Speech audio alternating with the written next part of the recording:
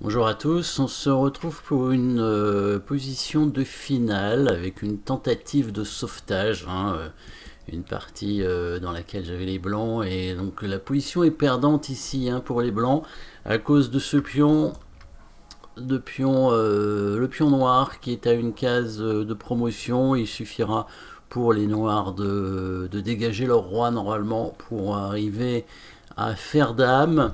Donc tentative quand même de sauvetage ici, blanc au blanc joué. Bon, il n'y a rien à faire, un coup d'attente du coup avec la tour en B7. Il faut simplement empêcher le roi noir de sortir. Il fait échec avec la tour en D2 pour bien jouer ce coup, très important en finale de faire échec. C'est souvent des bons coups, les échecs dans les finales de tour pour déstabiliser le roi adverse.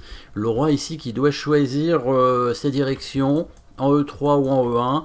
Le problème, si on vient en E1, donc là ce serait effectivement une bonne idée pour bloquer le roi, on abandonne la défense du pion ici en F4, donc la tour noire va pouvoir le prendre et avec deux pions d'avance, la finale serait gagnante assez facilement. Les noirs pourraient se créer un deuxième pion passé, donc c'est pour ça que de toute façon la finale est perdante pour les blancs.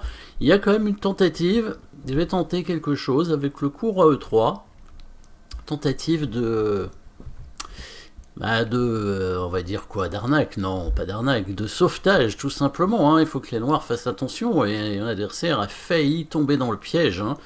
Un piège qui a été tendu ici avec le coup roi E3 parce que le coup attendu des noirs évidemment c'était le coup roi D1 bien entendu pour faire promotion dame tout simplement, mais là vous avez vu maintenant, bien entendu vous connaissez maintenant un petit peu ces vidéos et ces thèmes qu'on voit depuis quelques temps, et vous avez probablement trouvé le coup des blancs ici, vous pouvez mettre la pause sinon pour le chercher, qui va faire nul, qui va forcer la nulle ici grâce aux pattes bien entendu, le coup tour B1 échec, tour B1 échec qui va forcer les noirs à prendre la tour, donc soit il prend la tour, soit il fait dame, mais dans ces cas là on prendrait la promotion, dans tous les cas ce serait nul. Là il fait ce qu'il veut, dame, cavalier, tour fou, la position est patte, le roi blanc ne peut pas bouger, et c'est pareil si l'autre coup légal de faire une promotion ici, n'importe laquelle, on prend la dame en faisant échec encore, coup forcé, le roi prend la tour et c'est toujours patte. Donc ça c'était le piège dans lequel mon adversaire n'est pas tombé. Et oui, il s'en est aperçu, il a failli jouer son roi, je me souviens, il a failli jouer son roi, du coup il a bougé sa tour, bien joué, il a enlevé sa tour ici, avec l'idée évidemment de faire roi D1. Dans ces cas-là, qu'est-ce que j'ai fait? J'ai mis ma tour là, pour comme ça sur roi D1, bon il y avait un piège, bon là c'était quand même facile, sur roi D1, le piège c'était tour G1 mat, bon là je me doutais bien qu'il n'allait pas tomber dedans, donc il fallait qu'il joue la tour, voilà, on a chant très bien pour empêcher donc l'échec de la tour blanche. La tour blanche est revenue de l'autre côté pour empêcher le roi de sortir, parce que dans tous les cas, sinon il allait à la dame avec le pion. Par exemple, avec le coup roi E2, le roi noir serait parti directement, et sur l'échec, il serait allé en direction de la tour blanche. Voilà, échec, roi B4 pour l'attaquer, et le pion ira à dame, protégé par la tour. Non, là il n'y avait pas de patte. Il n'y avait pas de patte, il n'y a pas de problème, le roi blanc a des cases. Donc ici, dernier essai, tour B7 pour empêcher le roi de sortir, il est allé de l'autre côté, échec ici, il a continué son trajet, menace d'aller à dame, donc la tour est revenue pour bloquer le pion, donc là il ne va pas revenir avec son roi sinon on refait échec.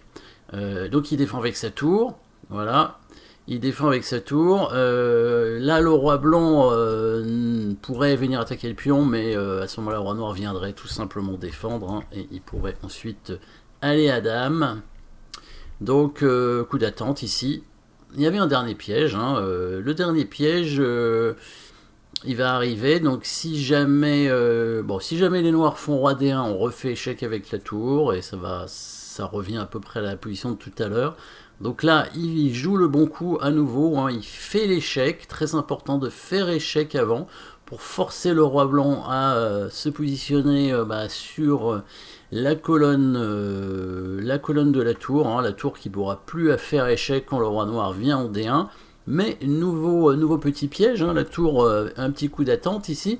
Comme ça, s'il fait dame, eh ben, on peut prendre sa dame, bien évidemment. Et ensuite, récupérer la tour ici en E2. Et là, du coup, on ferait nul hein, dans cette finale.